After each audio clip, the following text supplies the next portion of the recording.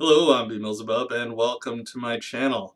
A couple of days ago, Newsweek uploaded an article talking about how attendance at Catholic Church has gone down in recent years, but the number of exorcisms has gone up.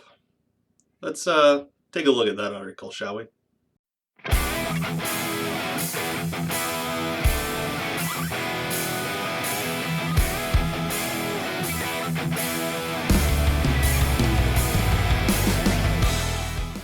Alright, so here's the article I'm talking about. Let's start reading it and I'll comment as I go. Though Catholic Church attendance has been on the decline, there's been a recent increase in the requests for exorcisms and an increase in priests being trained by the Vatican to perform this ritual. An average of 39% of Catholics reported attending church in the previous week, which is down from an average of 45% between 2005 and 2008, according to a 2018 Gallup poll. I'm not going to post any of the links that this article does because, I'm posting a link to the article and you can click the links for yourselves when you get here. But hey, I think I see the drop. What was the drop again? 6%. It could be bigger, but hey, I'll take what I get. Exorcism is the religious or spiritual practice of evicting demons or other spiritual entities from a person believed to be possessed. This practice is not just rooted in Catholicism, but is an ancient part of the belief system that many religions like Buddhism, Hinduism, Islam, Judaism, and Taoism. So what? Sure, a lot of different societies have this notion of evil entities, but you've got people that want to be able to impart blame for something on anything outside of themselves. It's I honestly don't think it's a surprise that we see this sort of thing. It's a lot like convergent evolution. It's possible for an idea to be had in more than one place in the world, so I'm not terribly impressed. The Catholic Diocese says there are 4 main signs of the demonic: speaking languages otherwise unknown to the person. Let me say this real quick. Speaking languages otherwise unknown to the person. How do you know what language they know how to speak? Someone could very well be learning how to speak a foreign language and they haven't told anyone. I don't know. It's a ridiculous thing to claim is a sign of demonic possession.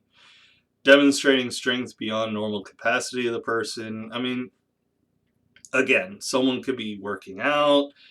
They could be in some kind of emergency situation, and with all the adrenaline pumping, they're suddenly able to perform these feats that they wouldn't otherwise have been able to do. So again, I remain unimpressed.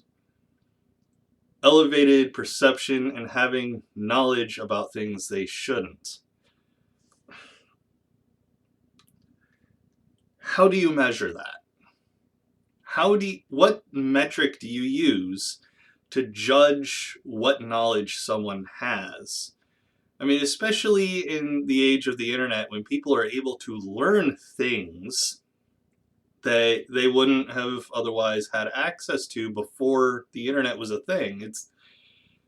I don't think there's really any metric that works there. And resisting anything sacred. I don't know if I would necessarily resist anything sacred unless someone was shoving it in my face. And again, sacred is going to be kind of subjective. What's sacred to a Catholic is not going to be sacred to a Muslim, is not going to be sacred to a Jew, is not going to be sacred to a Hindu, is not going to be sacred to a shamanistic tribe somewhere else in the world, and on it goes. Sacred is a matter of opinion and perspective. Father Vincent Lambert from Brookville, Indiana, said the final sign could cause a person to become violent and show manifestations. Okay, well, I mean, if you're shoving something in someone's face, yeah, they might become violent because they're perceiving your actions towards them as violent. How is something like this not expected by these people? I just don't know. Manifestations are anything from eyes turning black, eyes rolling in the back of the head, foaming at the mouth, or bodily contortions. Okay, eyes turning black, that could be someone's pupil blowing, and their pupil's just taking up the entire iris because it's blown. Eyes rolling in the back of their head or foaming at the mouth, bodily contortions, all of those sound kind of like an epileptic fit to me. So none of these I see any reason to expect the spiritual or demonic. It's some people. I don't know. Father Lambert was a priest for 14 years before he was trained and appointed to be an exorcist by the Diocese of Indianapolis in 2005. He tells people he got the job because he was in the wrong place at the wrong time. Lambert trained in Rome for 3 months with the Franciscan priest participating in 40 exorcisms. 3 months, that's it? Okay, so we're going to get to this a little later, but only 3 months of training for something where you have to assess mental health, physical health, emotional health, whether someone's a victim of a crime or, no, 3 months is nowhere near enough. This whole idea is ridiculous anyway because there's no evidence whatsoever of the demonic, but 3 months to assess someone's physical and mental health to, perform an exorcism, nowhere near enough. Sorry, it's not. In order to know if an exorcism needs to be performed, Catholic priests must follow certain protocols and need to ask a series of questions. They must take into consideration, and here's what I was talking about, the person's mental health, medications being taken, other opinions from experts in the medical field, and if the possessed person has an obsession with evil. Exorcists are trained to be skeptics. I should be the last one to believe that a person is up against the forces of evil, Father Lambert said. I don't think you're actually following skepticism to the degree that you should. I've spoken before about how taking skepticism too far can be a bad thing, and the analogy I used was, someone disbelieving what you said you had for breakfast. It doesn't really affect anything. And yes, I know the caveat would be if you're a nutritionalist, but, then your claim becomes important. And, I'm mostly talking from the position of I'm just a normal dude. I have no reason to question what someone has for breakfast. But I'm kind of getting off on a diatribe here. The month of October increases fascination with anything that heightens fear, he said, and anything related to evil or demonic things. You can guess why. It's because Halloween. First of all, it's a secularized holiday. Halloween is now about little kids dressing up in some costume and thinking they're scary or, dressing all sexy, like, a sexy nurse or sexy firefighter or something like that. It's not evil or demonic things anymore like some people fearmonger. I think it has to do with Halloween. It's the programs on TV, they do kind of push it over the edge a bit. Okay, yes, you do see a lot more scary movies around Halloween, but you know what you also see? It's the Great Pumpkin, Charlie Brown. You know, and saying, blaming it on, you know, media like video games, television, or movies is patently absurd. You don't see an increase of violence because someone plays video games. Pretty much every time I play Grand Theft Auto 5, I go on a rampage and kill a shitload of people. You know how many times I've ever actually felt an urge to go on a rampage in real life and kill a bunch of people? None times. It's never happened. It's absolutely absurd to make this claim. He also stressed the importance of leaving an exorcism up to a professional. Or, alternatively, and I definitely agree with leaving something up to a professional, but that would be a mental health professional or a, you know, physical health doctor. There is no need to bring in an exorcist because the practice is silly. The Vatican recently opened up an exorcist training course to all faiths in May for the 14th course on exorcism and prayer of liberation, which took place at the Pontifical University of Regina Apostolorum. It was the first time this training was open to non-Catholic faiths.